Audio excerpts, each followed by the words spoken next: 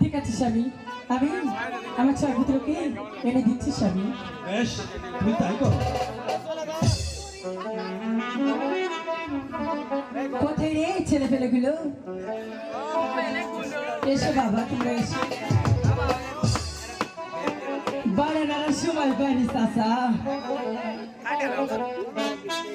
স্বামী, স্বামী,